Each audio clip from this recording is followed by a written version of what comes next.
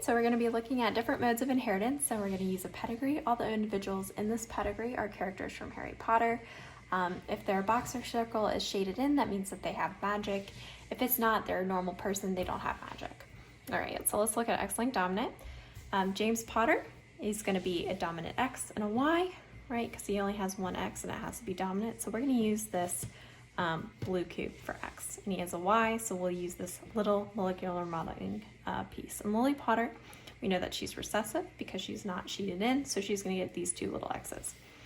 All right, so Harry Potter, let's see if we can make him. We'll get one Y from dad, and we get this X from mom, but we see that this is recessive, but Harry Potter is dominant, so this mode of inheritance would not work. All right, X-linked recessive. This time let's look at the Weasley. So let's look at Arthur Weasley.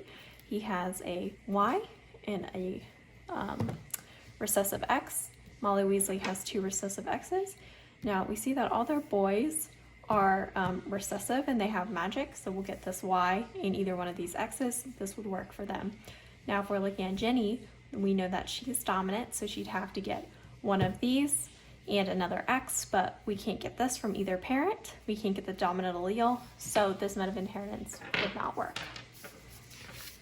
Looking at autosomal dominant, we know that Jenny Weasley has two little A's. This time we're not using X and Y, but she has two little A's because she does not have it. She does not have magic. Now looking at the boys, right, they either have big A, because they're dominant, or big A, little a. Now we know that the parents have to have at least one little a because they can make Jenny, which means that they could get their big A because they're both dominant, so this mode of inheritance would work.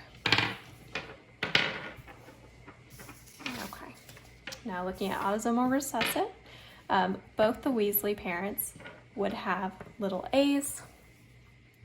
Now we could get all their boys either way, doesn't matter which little a they get, they'll be recessive and have magic.